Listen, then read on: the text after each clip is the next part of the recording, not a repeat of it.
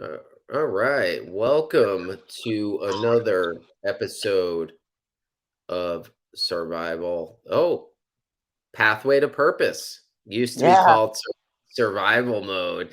I had changed the name out of inspiration, and it's I think back when Nick and I'm going to introduce Krishna Wallace, and she's the mom of Nic Wallace, and Nick she is the mom of Nic Wallace. Nick is a he was on my podcast, a brain cancer survivor, which invaded his spine. Love, it's just such an amazing kid. What inspired me was I watched him on social media. He shared his story. He was out doing jujitsu, yoga, all kinds of things to really help improve himself. Um, and I'll have you, Krishna, in a minute share a story. But for me, um, he was everything that I admired about somebody that goes through one of the hardest things a human being can go through, and some of the great creative ways to help his process. And I encourage anyone who's listening to this to literally go back to 26 and listen to it, and then listen to this as well. I was really blessed in the fact that Krishna had reached out to me on social media recently. I know that we had a lot of great excitement in her community around when he was on the podcast, and she reached out to me saying that, and Nick had reached out saying to me on Facebook Messenger, reached out that it was coming back. He was going through some more tests, and um, this cancer is progressive, and he is really progressed to the point of end of life.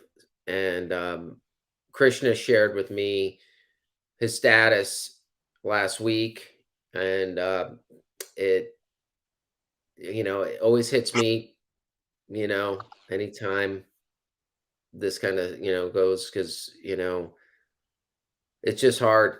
And I'm blessed to have had him share his experience, and I'm blessed that she reached out to me. I was just sharing with my girlfriend um, last week. I said, Nick is not doing well, and it saddens my heart, but his message and his legacy and some of the things he shared will hopefully help others. And what Krishna was inspired to reach out to share a message of being a parent of a cancer survivor, of caring for, a child who's who's dying, and wanted to share and her experience and some of her ways that she's helping and coping and doing some things. And so I thought this message would be great. And I'm super honored to have you on, Krishna. So welcome. Thank you. So tell us a little bit about, for those who haven't listened to episode 26, where Nick shared a story, just tell us a little story of kind of Nick's journey. Nick's journey started out with pain in his side and numbness. Went to the chiropractor. The chiropractor adjusted him, I think, 2 or 3 times. And after that, the chiropractor said, this isn't working. You need to go see a physician. Something is wrong. So he went to his doctor. They did x-ray, I believe, and seen a mass on his T7. Told him, we need to immediately look into this. It looks like it's cancer. August 13th, of 2021, he found out he did, in fact, have stage 4 diffuse midline glioma. We went to the Mayo Clinic in October and stayed there for 6 weeks while he went through oral chemotherapy, radiation. He returned home, as you said before, stayed healthy with working out, watched his diet, continued with the oral chemo for a year. And as soon as he came off of that, the cancer is in his brain and all through his spine. So he went through another round of radiation, and unfortunately, no results from that other than the radiation narcosis. And yeah, here we are. So I know since the last time I spoke to Nick in the process, I've watched him on social media. He had gotten married, Mm-hmm. right? Which was such a joy to see. And so he's married and his wife, they're now staying with you, Correct. okay? And, he's requiring some 24-hour care. So tell us a little bit about, you know,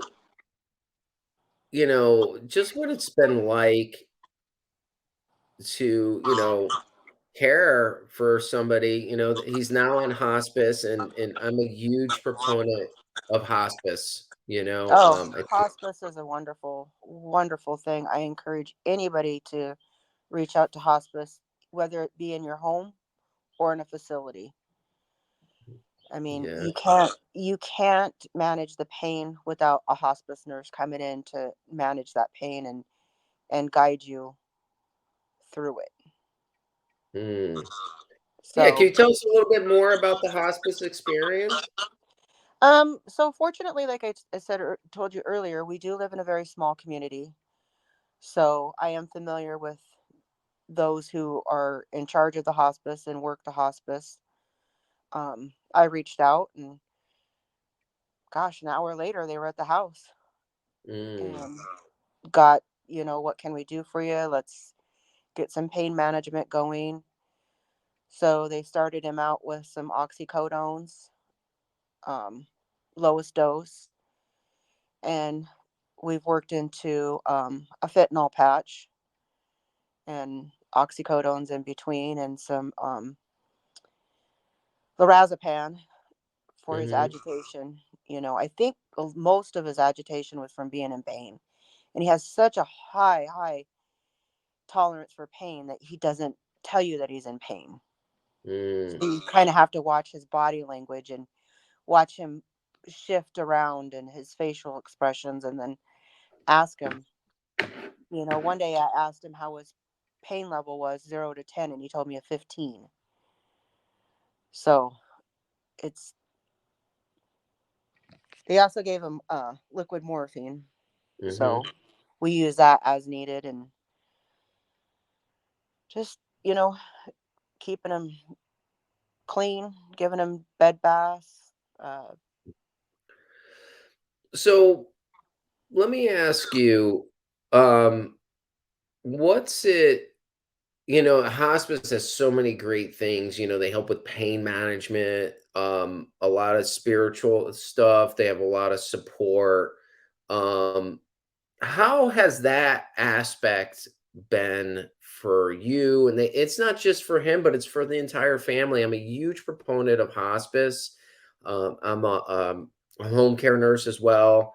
And because of my own personal experience with my brain tumor and, what I do here, I'm more open to having conversations that are hard with people. I think one of the challenges with hospice is that people wrestle with when to actually have them in, and it's often later in the game because the fight, and it's a tough mental thing to deal with, is death and dying for sure. So what are some of the other aspects that you find beneficial from the hospice being there with you? Um,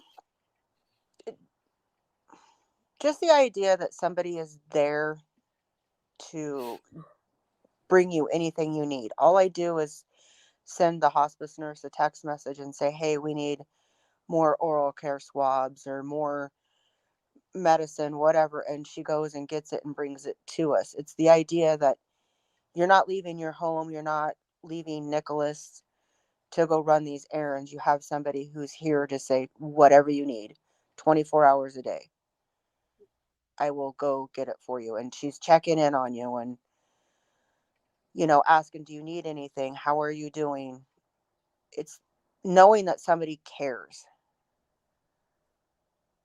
Hmm. Um, right now, she's coming in once a week, and that will increase as time goes on.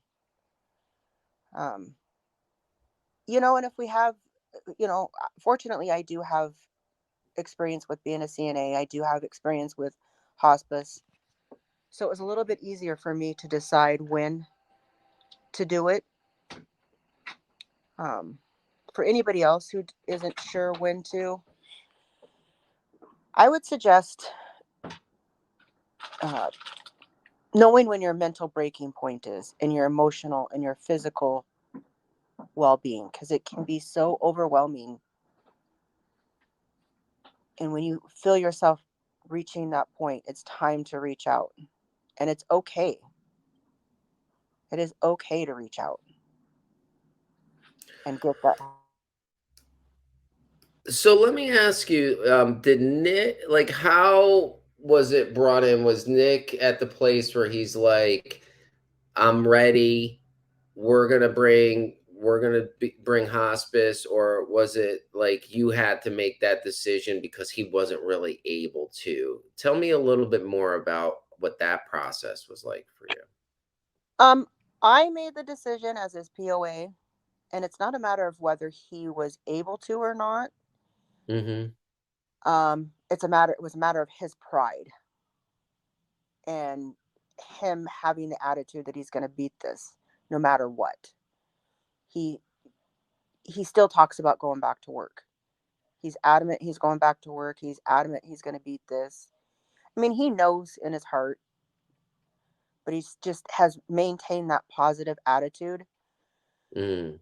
So when I made the decision, I did not use the use the term hospice. I let him know that the nurse that was coming in was a nurse friend of mine to help out, because Mm. I feel like if he's got hope, I'm not taking that away from him. I love You it. know, that's and we don't use any terms that suggest into life. I mean, Nick and I have talked about that. We had that conversation when we went to Minnesota while he was lucid, and I felt it was important to have that conversation in the very beginning. So we had a lot of tough conversations to start with.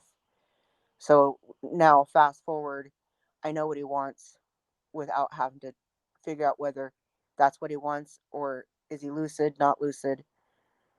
So, Mm. my biggest suggestion too is give people hope. If that's what they have, give it to them. Let them have it. Don't take it away. I agree. I agree. That's awesome. So I love that you shared a little bit about having some tough conversations early on. I know in my experience, because I didn't know which direction I was going, I had pretty much all the conversations I needed to have, or I felt at that time. And also people that were going to make my healthcare decisions if in fact I was not able to. So I love that. So you kind of know you know where you're at in that space. Um, and I love that, you're honoring where he is and like whatever he believes and whatever he wants to the next, it's his. And you shared with me off camera a little bit, and I wanted you to talk about this. Um, And then I'm gonna segue it, is you said it was his cancer, right? Like, in a way that he was gonna deal with it in the way that was how he felt, and that you were there to support however he felt. Can you share a little bit about that for us? Absolutely. Um, it is his cancer. It's not my cancer. It's not anybody else's cancer but his. It's his body. It's his life. Uh, Clearly, as his mother, his life is priceless to me. I can't describe in words how I feel about my son, but ultimately it's his life. He's the one who has to make the choices of what his value is, not me. Um, Fortunately, he's an adult to make those decisions. I cannot imagine being a parent of a child in this situation and making those decisions. That would be a completely different scenario. But yeah, we just, whatever choices he made, we supported. I didn't necessarily agree with his hardcore fasting, but that was his choice. That's how he felt like he could beat the cancer. And who am I to tell him that that's not how to do it? Mhm. I mean, he's the one who he did the research. He did the time. He did the work. So it's not my place or anyone else's place to tell him no, you can't do that. Mm. You Yeah. have you have to let them figure it out on their own.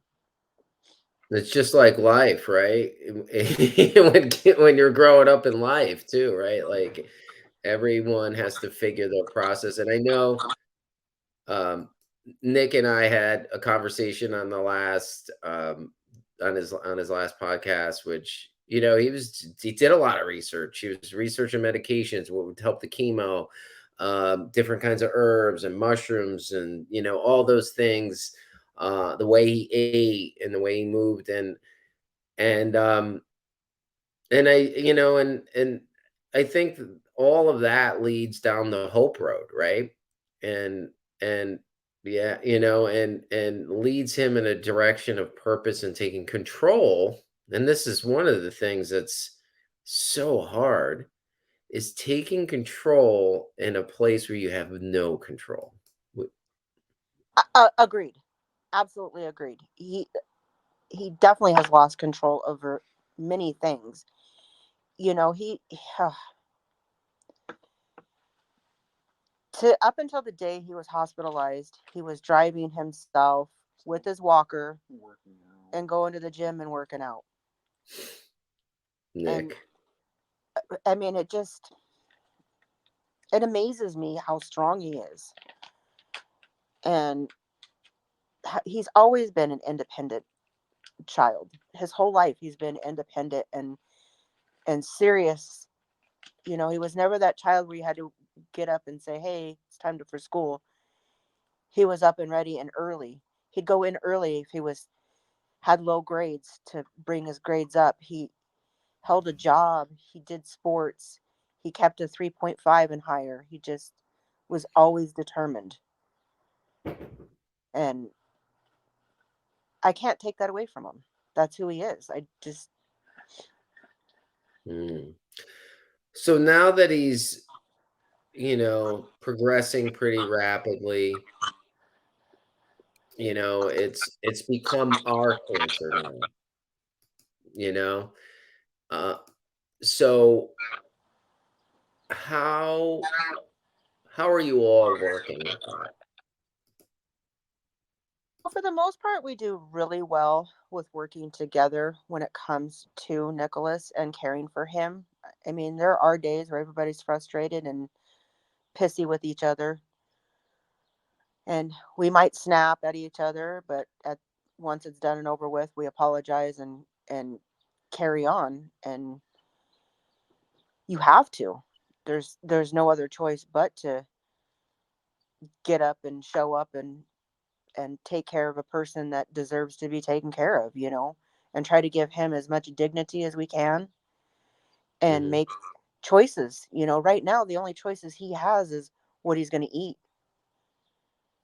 you know, uh, if he's going to use the urinal or if he's going to use a bedside commode. Those are his choices.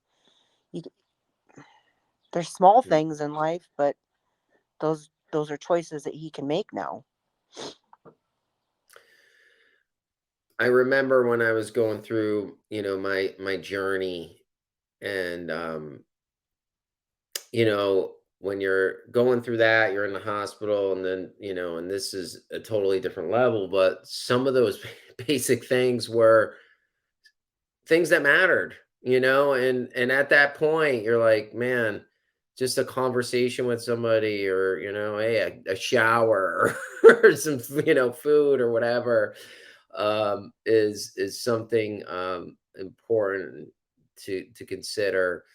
So I'm gonna, this is, I can't even put into words, um, and I can't even imagine how hard this must be, being a mom of, a child who is, you know, who's dying, and, and reaching out and doing all this amazing stuff. Like, tell me a little bit about what you're going through emotionally, and some of the things that you're doing for your own self-care, and how you're, you know, just how you're managing, for somebody who may be going through a similar challenge.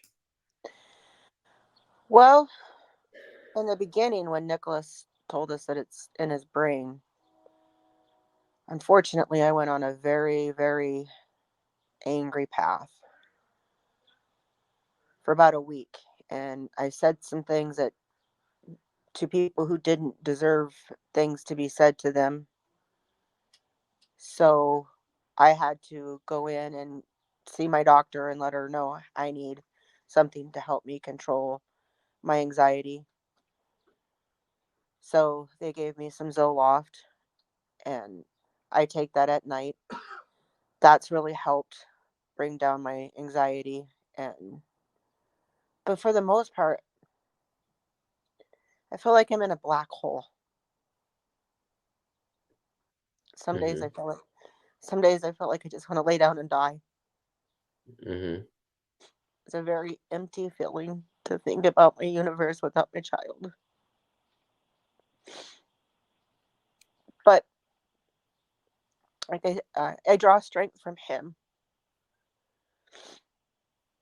seeing how strong he is. And if you cry in front of you, in front of him, he tells you to get control of yourself. You need to get control. So he just, as far as what I do to take care of myself, I find it therapeutic to reach out to people and help. Um, Collectively, as a family, we made a meal for a family here in town that was grieving. So that was good to be able to give back.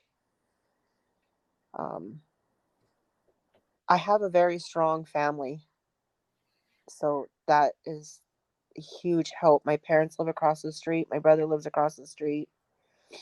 I have a middle son who lives here in town, another son that lives in Bozeman, and his wife, and my niece pretty much come up every weekend to help with whatever chores, cooking, cleaning, whatever we need done. So I'm able just to sit with Nicholas, hold his hand, just watch him sleep. If he's awake, have conversation with him. Um, I have a brand new grandbaby, so sometimes I just sit and hold him. I have a 5-year old grandson. I go get him, and that's very therapeutic. To nothing better than a child's laugh. Mm. Yeah, so it sounds like you've reached out to get some help, for Yes, yourself, and they helped with some medication. And it sounds like, reaching out. I've always shared this, is, when we're in a tough spot, helping somebody else and doing something that's kind of outside of us to get us out of this head of ours, that could capture and get us in a negative spot. So I love that you shared that. For for parents too that may be going through this, or who may go through it, um, what words of wisdom or um, ideas or things to help would you recommend? Well, as far as a parent who has a young child, I'm blessed that Nicholas is an adult and can make decisions for himself. So I can't imagine a parent who has a young child going through this and you are 100% the decision maker. The only thing I could say there is I recommend listening to your child, reading them. You, the parent, know your child. As a parent, as an adult or has an adult child, let them make their decisions. Um, Take care of yourself. Reach out for help. Join support groups. If you need to go get some medication, don't feel ashamed to do that. Um, Ultimately, it's everybody's grief is different, and I can't tell somebody else how to feel or how to grieve. I just want to say, it's yours. Accept it. If you want to, however you feel is okay. It's okay to be angry. It's okay to be sad. It's okay to have moments where you remember your child, potty training them, whatever it is that you have, and feel happiness and joy. Um, just be blessed every day. Every day I have Nicholas, I'm blessed to say I can tell him one more day I love him. And all the small things in life, just they don't matter. I love that. You just shared some wonderful, wonderful things that took me probably half my life to learn is um it's okay to cry, it's okay to be angry, it's okay to have all of those feelings because it's part of the process. And each person goes through their journey in their own way, and honoring that, and knowing that, however it is, right? And that is a huge piece of insight there. And and I love that you shared that, at this time you're talking, you're sharing with Nick, and all the things that you want to share and have that interaction. And also you mentioned support groups, right? Like, I'm a big proponent of support groups now that we have social media, which a lot of people say is a curse in a lot of ways, but I think it's a benefit in so many ways because it allows us to be in a room with people that are all over the world, and wherever you are and having a challenge, you type something in a group and somebody's awake. This could be at 2 o'clock in the morning at your time, and somebody's awake struggling and may give you some inspiration and connection, or just somebody to kind of lean into. So, um, have you connected with some groups? I personally have not. Like I said, I have a very, very strong family support system and strong friends. So I did reach out to somebody in Nevada that is a friend of mine. Her son had committed suicide. So obviously, completely different scenario, completely different grief. But, you know, just how you live without your child in your universe. What do you do? How do you? And she's done a lot of support groups, and she shares a lot, her story a lot on social media. And sometimes she gets backlash over it. Why are you posting so much? You should be over it by now. And it's like, you're never going to be over it. There's no timeline for grief. And it amazes me how negative some people can be, but you have to push that aside. Only you can control what you take in your mind. And Mm, if somebody's going to be negative, you just block them and scroll on and seek the positive. Yeah, I agree. I remember one of the first interviewees that I had, um, she had a brain she had a brain tumor, and she needed to talk about it for a longer time, and I could relate to this, right? And after a while, I think, some of the people in they get tired of hearing it, but we still feel this need to talk about it. And, and it lends to what you said is, it's okay, and talk about it, and not feel that, because I think it's part of the healing process. And I'm a big fan of talking about it and sharing your story. I still share my story with people. I share it with patients, and if it will help them and kind of open them up more, because they understand. You know, it's pretty. It's hard. And one of the things I shy away from because in my own experience, I shy away from saying I'm so sorry. I've turned it now to morph into that. It's hard, it's hard. So tell me, it sounds like, you got great family, and this is hard. Um what else has kind of come up for you around, this whole experience that you feel like sharing? Um, just the fact that I feel like my universe is dark. Hmm. Um, it's hard to navigate through that some days. So I want other parents to know that it's okay to feel that way. Don't stay in that. Hmm. Find a way to get out of that. Um, I don't want to mourn my son. I have a lifetime of that. I know I do. I want to celebrate him. So I try to focus on celebrating his life versus mourning his life. And, there's going to be a time for sure I'm going to mourn. I know that. But if I stay in that, I'm going to be dark in my head. And that doesn't explain my son's life. That doesn't describe his life. That's not who he is.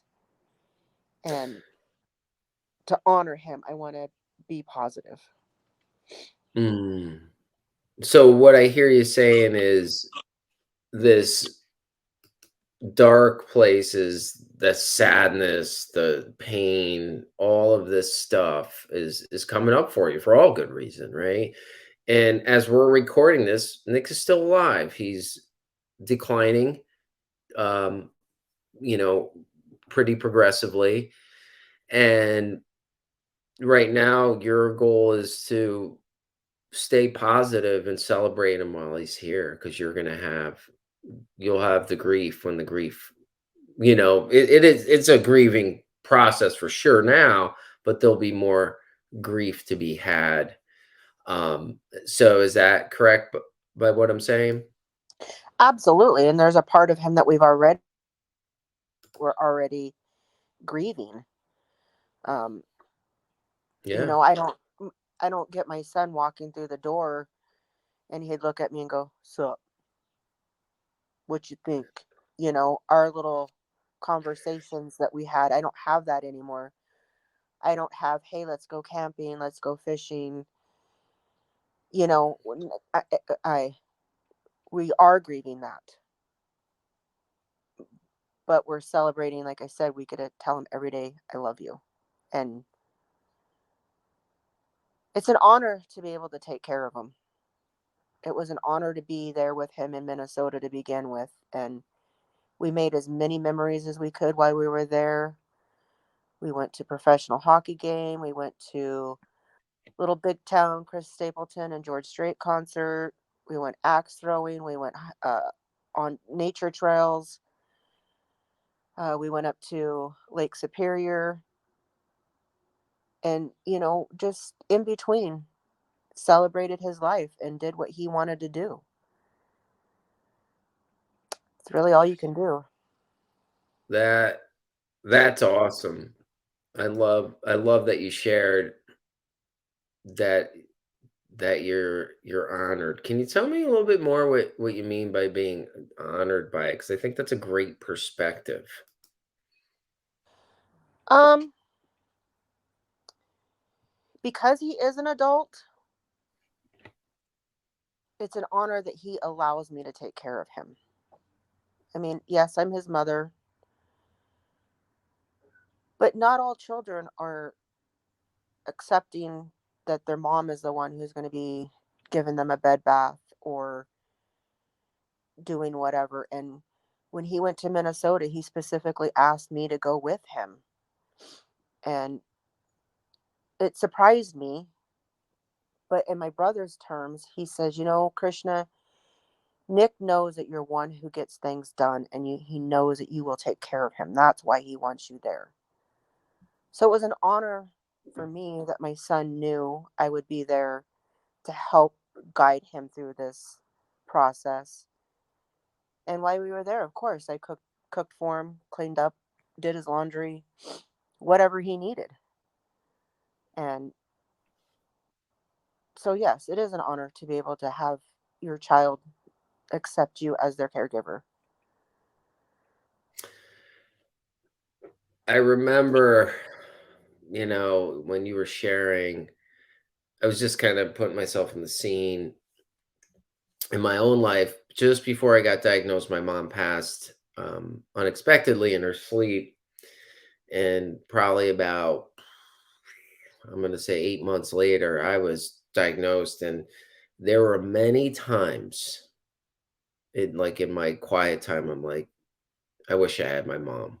Like, I don't think you're ever too old to want your mom.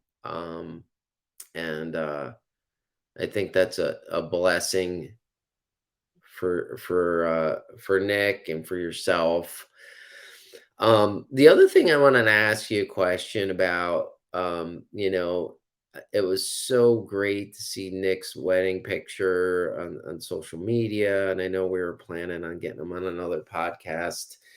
Um, but I've reached out to him a few times, but I know he was progressing, and he shared that.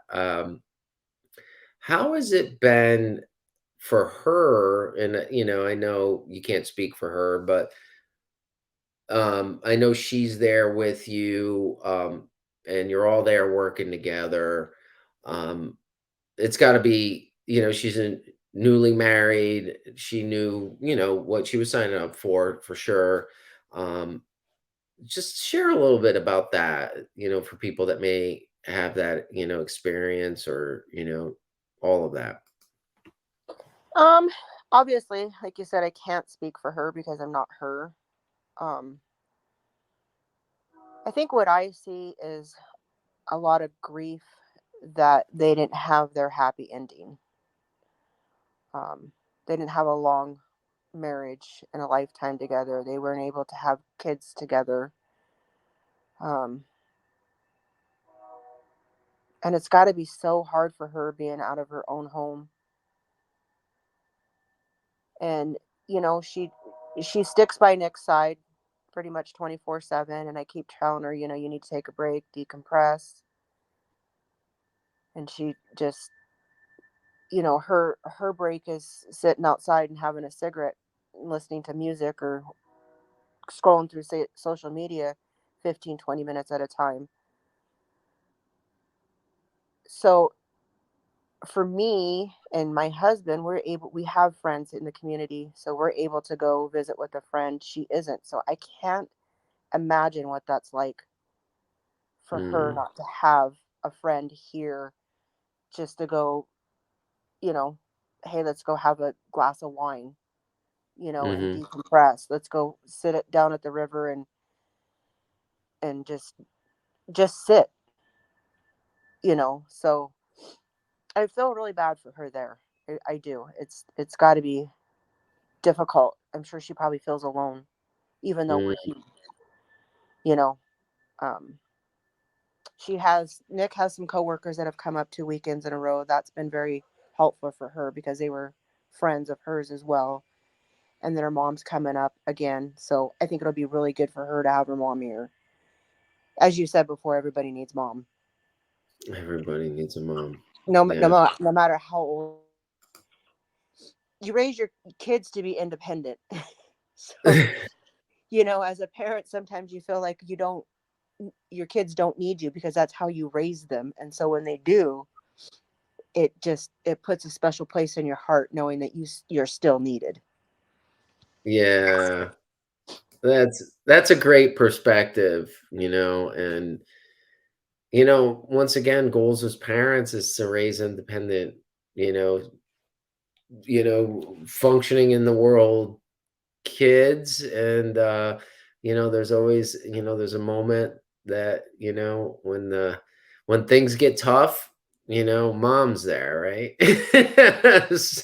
So, um, that's Hopefully, everybody has a mom to be there. Not everyone has a parent that is alive or mhm, a mom that is able to for whatever reason. So, yeah, yeah. it really is an honor to be able to be there for your child. It is that they still want you there. I love that perspective, and that mindset, like it's hard, and there's probably tons of emotions, anger, and all of this stuff. Like I can't even imagine, but a simple shift in a mindset of like this is an honor to do this because it's hard now. You've gone through a lot of hard, and there's more hard to come, you Yeah, we know? haven't we haven't reached the hardest part yet. Right. That's for sure. The hardest part is the end, and it's horrible, horrible, horrible, horrible.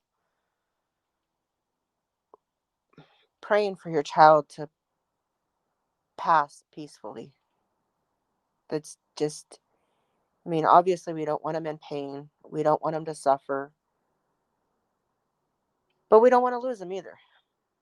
So Mm. it's a huge conflict to want both, and you can't have both. It's gut wrenching.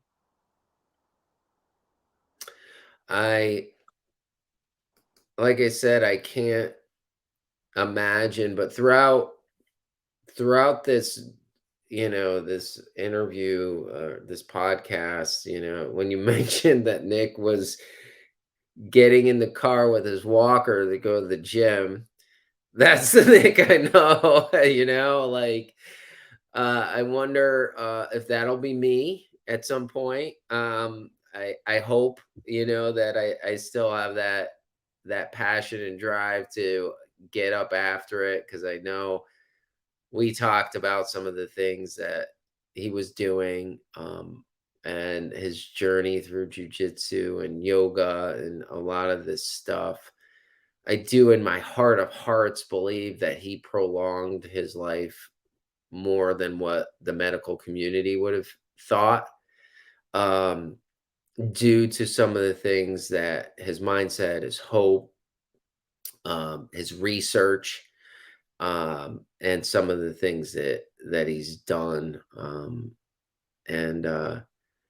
it's hard for me. I had another person who passed that was on the podcast. I feel like they're part of my world, and I'd love for you to tell Nick that you were on, and that you know my prayers and thoughts, and just whatever. And then I'm gonna get after it with some more jujitsu for sure. Because he inspired me on a lot of different ways. Agree. Did prolong his life through his research and taking certain medications to help the chemo. I encourage Mm, anyone to do research. I encourage anybody to do any form of exercising that they can, the yoga that he did, whatever it is, just because his journey isn't ending the way he had hoped it to end, I encourage everybody to continue with doing whatever they can because you never know. Don't just give up. Keep fighting. And anybody out there fighting, you're a hero to me. It Yeah. takes so much inner strength and mental strength to physical strength, everything inside you to get up every day when you just don't feel good and to keep fighting. But also Yeah. know when is the time to give up. I know when to say when, when you're tired, when and I think in your strength and you reaching out to me, I'm honored and blessed. Like, sometimes things don't come up on my feed, and I don't think we were friends until you messaged me, and then I saw the post that you were posting, and you know, I was when you reached out, I was, my heart was heavy for sure, you know. Yeah, it like I said, I went through a pretty dark phase there for a little bit, but you have to talk. There's other people out there who need the help. And, as somebody who doesn't have cancer, I can't imagine what it's like to feel like going through it. So when you do go through that, I think it's healthy for you to reach out and help others and say, yeah, I had that symptom. No, I didn't have that symptom, but, or this is how I help treat my symptom, alleviate this pain or whatever. Um, and not everything's going to work for the same person. You got to find different ways, but it's good to get information from somebody who is going through it. Because I Yeah. can't, I don't know how Nick feels. I can't even imagine. He's got vertigo all the time. I can't imagine feeling dizzy every day with an extreme headache, how that feels. Yeah. Well, Krishna, like I'm honored that you were on here, and I'm honored that you reached out and sent me a message, um, sharing where you were at, what Nick's status was, and I asked you if anything I could do to help, and you wanted to share the story, and you wanted to share what it's like and helping other people understand caregiving for somebody, a child, your child, adult child who is who's dying, you know, um, and I think that's heroic, and and I think that's an inspiration in spite of your term going through these dark times, and is there anything that's coming to your heart that you'd like to share? You think you got it? Um, I think I just want people to know when it comes to your child, just mostly to celebrate them. There's times you're gonna mourn, but it's good to keep their memory alive and celebrate them. And I just don't be in that dark space all the time. It's easy to get into. It's easy to get out of if you choose to, and just know that you're not alone. Reach out to anybody that you can reach out to, and my grief isn't going to be the same as somebody else's grief, regardless of if it's death from cancer, a car accident, whatever. Everybody's grief is completely different, and don't expect somebody to feel like you do, but share how you feel. I love it. I love it. And we're going to put your contact for social media in the show notes people can um, so people can really, reach out to you, and if they have any assistance or, anybody could reach out to you. So I so appreciate you coming on. Um, my thoughts and prayers are with you, Nick, your whole family, his wife. Um, I think I messaged her at one point just to see how he was doing. Um, because the last I heard was he messaged me, he wasn't doing well. And I figured his activity on social media must not, that's the least of his priorities for sure. I'm blessed to, to be part of that and to, you know, prayers to you and your family. Thank you. Thank you. I appreciate it. And thank you for having me on. I hope anybody reaches out to me and, they have any questions Yeah. or just Yeah. want to talk. Just want to say I'm angry, I'm sad, I'm whatever. I'm here to listen. It helps me to listen. It helps me, just being there for somebody. I may not know exactly how you feel, but I can try to help. And you'll help me in return.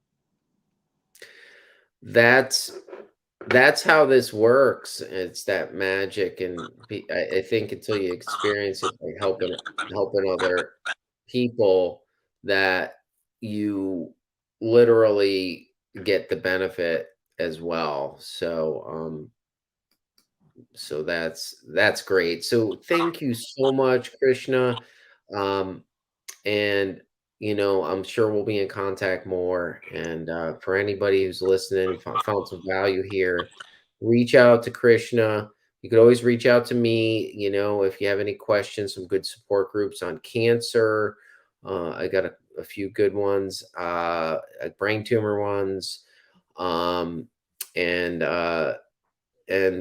we're praying for you and Nick, and a peaceful and peaceful time.